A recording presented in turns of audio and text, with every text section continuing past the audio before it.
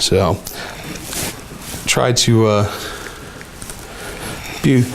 be generic, but I really only know Amazon's cloud. So that's what I mean. Reservations cost less than on-demand systems, depending on how you use them. But reservations can span multiple systems. Again, Amazon does everything from an hourly perspective. So if you run 2 systems for a half hour, you pay for 1 hour. You don't. There's no extra charge for that. And again, 1 reserved instance is equal to about 750 hours of compute time a month. And again, proper instance sizing becomes very important. I couldn't actually believe these numbers. I added these to the slide today. The instances that you're doing your lab work on cost 1.2 pennies an hour. The largest instance Amazon offers, and I've never seen a system this big offered in the cloud, costs $31 an hour to run. So if you go for the biggest thing in the box and it'll get it done fast, but it ends up running for 20 hours on 10 hosts, that's a lot of money you just spent. And there's not a whole lot of getting it back. They're gonna get their bill. So our compute nodes, they average on our production system, they're about $1.60 an hour. So basically, if you want to look at costs, you can take the number of compute nodes times the number of hours any particular model needs to run. Right? So if you take $1.60 and a model takes an hour to run and you need 8 nodes to do it, then 160 times 8, right? So $12, $15. But most models take at least a couple hours to run, and if you take the watershed model, the sediment transport model, it takes about 26 hours. Is that about right? Yeah, approximately. Yeah. So again, use too big an instance, it's not going to help you out, or too much server for your job, you could end up spending a whole lot of money. But again, if you get the right size or the right number of hosts, then it kind of all balances out. Yeah. Does Amazon provide something like, you can preset a maximum cost for this month? You can. They have some budgeting features. We haven't really gotten into using them yet, but they do exist, okay. Right? So that you say, if my bill hits this, send me an alert. We already do those. So you can configure. Again, Amazon has gazillion services. I could try to show them all to you, but I don't know half of them because I've never needed them. But yes, in their billing area, you can say, when I hit 2K, send me an alert. When I hit 4K, tell me I gotta stop. It won't. I don't think it'll automatically kill your stuff though. You got such a cheap cost for a penny an hour, and then when you get to yours, you're up to $1 an hour. Well, so this penny an hour is for 1 core and 1 gig of RAM. Oh. It's the same exact size you would get for free in your 1-year trial. And again, the $1.60, that's 36 cores and 60 gigs of RAM.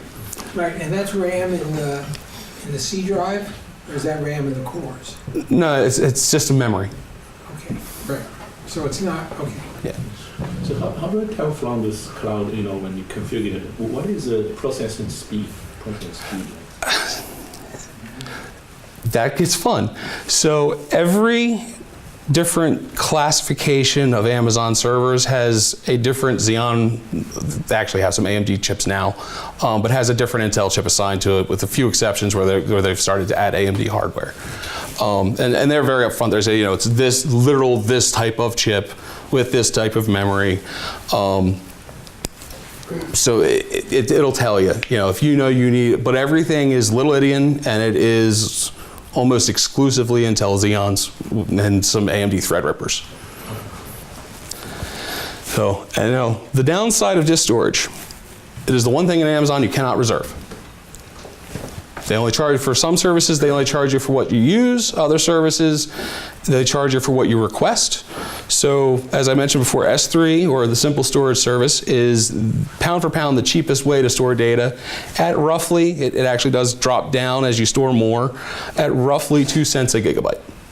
Per month? Per month, yeah. It's all per month. And EBS volume, which is just a really fancy name for for your C drive, the base price is 10 cents a gigabyte. Okay, and that's again per month, right? So they have another equation that's for gigabit months. And then you have EFS. This is a service we haven't started using yet, but it is serverless network file share, basically. And it is super auto-scaled by Amazon in the background, and that is one of the nice parts about, platform-type stuff as a service, is that you don't have to worry about what's going on in the back end. You just need to set up the service to be used. But it is quite a bit more expensive at 30 cents a gigabyte. One of the reasons we haven't used it to date. Especially because there's no way to keep it from reporting that there are 256 terabytes of storage available. And I know people here that would probably want to use it. So if you wanted to reproduce the computational power in a laptop, Say that again? if you wanted to reproduce the computational power in a laptop on the cloud, just to do a comparison, have you tried that exercise? So most laptops have 4 cores, 8 threads. They tend to average 8 to 16 gigs of RAM. I can actually tell you the hourly cost on that. That'll be interesting, because at least I understand that. Yeah, that makes sense. Let's see, which EBS pricing. I like that question. Instance pricing. Okay, so these EC2 instances. And again, just take a look at the offering here. Every one of those is a different server type. It's huge. But okay, so we're looking for what? 8 cores, 8 cores, 16 gigs of RAM. For this particular version of that, 20 cents? 20 cents an hour, so I have it on all the time, right? Right. So how many hours in a month you guys use?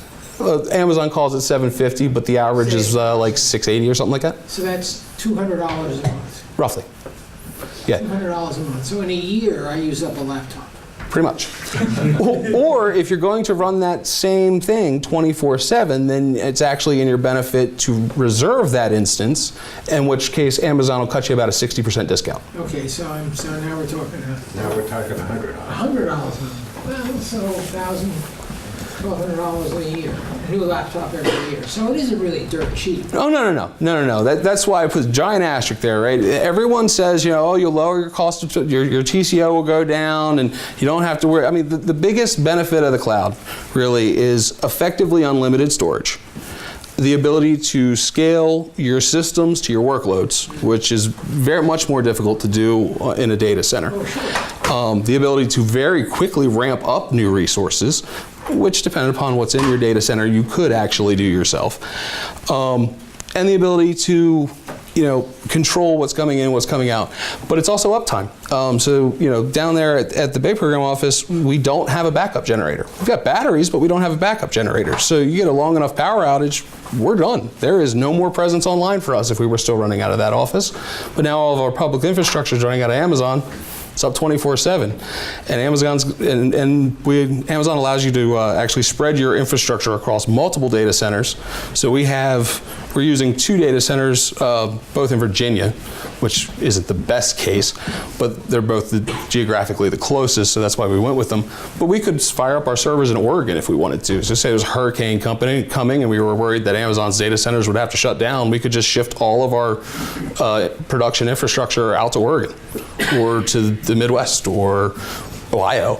I think they've got like 30 or more data centers in the U.S. at this point. So, the side benefits are really where it's at. And one of the things talking to other people, it's almost invaluable for things like startups, right? So you're starting up a new business. Who wants to build a data center when you can just pay for what you need, right? Save that money for later. I think the amount of money we used to spend on the Alliance years and years ago, a couple $100,000 every couple of years. Yeah. All right, so what could we do better, right? I mean, I stood this up. It's always good to take a look at the work you did and wonder how you can do it better. One of the things I would love to do is to make a heavier leveraging of Amazon's S3 service for not just inputs, but also outputs.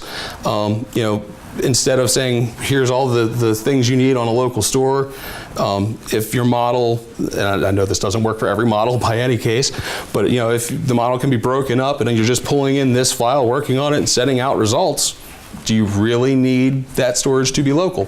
It's a valid question. The other nice thing is that, again, doesn't always apply to Fortran, but multiple access methods with things like Amazon S3, so you can get it over HTTP, you can get it through APIs for different utilities, you can get it straight from the command line. I know for a fact that C, Python, Perl, Java, they all have native libraries to connect to this data storage service. Some of them even allow you to stream the data in straight into memory as opposed to downloading the file first. So it can actually, if you're not using local storage to run your model, then you don't have anything to, you're paying a whole lot less for it. Another one would be AWS Batch. AWS Batch is yet another Amazon service. There's Amazon services for everything. But Amazon Batch basically takes the idea of a job scheduler and turns that into the service. So there's no master server with AWS Batch. You submit a job to this service, and this service starts up Dockers. If anybody here has heard of or used Docker containers for anything, basically a Docker container is everything needed to run a very specific application compartmentalized into its own little package. And then, so there's no SSH on, well, okay, SSH is installed on them, but, there's no Microsoft Word when you're running a website, right? Or anything like that. It is literally just what is necessary to run that application, so it's much smaller, and they start up much faster because there's no server to start. You're basically just starting the application over and over again. So basically, AWS Batch would allow us to not get rid of our master server. It would still be necessary for things like post-processing and maybe collaborative work, but that wouldn't be the master server in terms of submitting jobs anymore. The jobs would actually run completely off to the side in this service called AWS Batch, which would do the same logic through the job scheduling routine, just over there. Right, in a service, and again, same thing, you pay for what you use. So if we could make our master server half as big, we pay half as much for that. And if we're only paying to run models through AWS Batch, only when they're running, costs go down. And another, and again, I don't think this one applies to the Fortran models at all, though it might, is Amazon's Redshift service. Redshift is Redshift and Spark, the whole Apache Spark infrastructure. If anybody's ever used that, it's pretty simple to set up, but it works best with Python. So unless you're writing in Python, well, it might not be the best case for you. But all of these things, when I've done the math, could actually lower our total cost and potentially make more parallel work available. Suppose you want to use a piece of commercial software like MATLAB, let's say. Sure, we'd already do that. And did they charge you how do you do that? It depends on how you do it. So what we did was we purchased a license for MATLAB, and then I installed it on our master server directly with that license. And then that's fine. They don't care about that. So long as you own the license to your software, you're fine. So the real simple one, cloud providers and you. I boil this down to a couple really easy questions. Do you already have access to a cluster? If you do, maybe you don't need to spend the money on the resources to get into Amazon. Does your organization already have a cloud provider? Well, that may drive your decision on where you go. I have looked it up. I know that both Azure and Google Cloud both have very similar services to both the CFN cluster method we're using and AWS Batch. I don't know much about them other than that they exist, but if you're at an organization that is using Azure, then I don't see a whole lot, the actual meat and potatoes of how you do it might change a little bit, but you don't have to, get a whole nother master agreement, a whole nother cloud provider just to run this type of stuff. And the third question is pretty simple. Do you have a budget for it?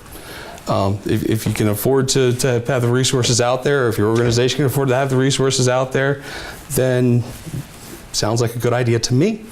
But it really comes down to you, your organization, and what everybody wants.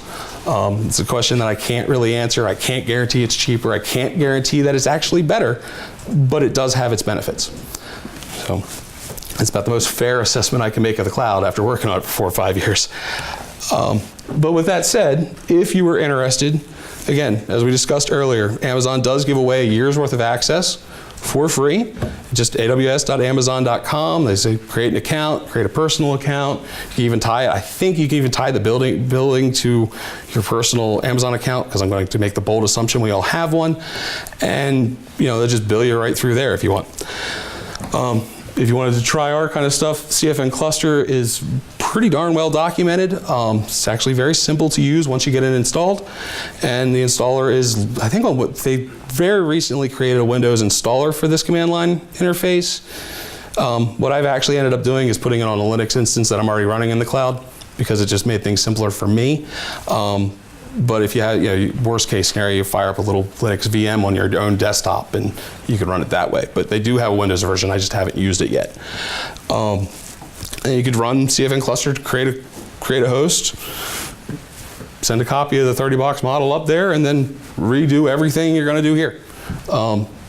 Probably take you about an hour or two, and you can shut it all down. That's the biggest thing about running free stuff at Amazon. Shut it down, because they charge you if it's running, so shut it down. Again, shut it down. I've known far too many people that I had to email Amazon and beg them not to bill me a couple $100 because I made a mistake and I forgot to shut everything down. I have found out that Amazon is actually willing to play that game, just not for very long. And that's me. So if someone, not you, who's an expert, but one of you fellas are running on the cluster, how much time do you spend with cluster misery? And how much time do you get to actually do useful computation? Are there lots of cluster problems that keep cropping up? Well, I get all the cluster misery. Yeah, they just give it to me. Richard, do you have any cluster misery? I think activity is quite similar as you run in an ordinary cluster. HPC? Yeah, almost the same. You don't feel the pain. There's misery in You don't both. feel the same, John feels the same. Yeah. Yeah, but suppose you don't have John. Well, then there could be a certain amount of pain. So to speak to that, though, one of the things, so the first model that I converted was the WSM model, Gopal's model. It took me time. One, I'm not very skilled in Fortran, and Gopal was very busy at the time, so while we did a lot of communicating over email, it was a lot of, okay, try this, try that. That was mostly related to Fortran compilation, because the model still had plenty of areas where it was trying to call, F76 as opposed to F95 or F99 or anything, or even G Fortran. So I had to work through some system configuration to get that to work. Then there was a bunch of stuff around like shared drives and pathing as part of that whole link system that I had set up. It is actually just a weird conundrum where in this CFN cluster, they call the temp drive /scratch. It's hard-coded as /temp in Gopal's code, so I had to make some changes there. But I mean, once that was done, it was all just iteratively running the model until we found a system configuration that worked well.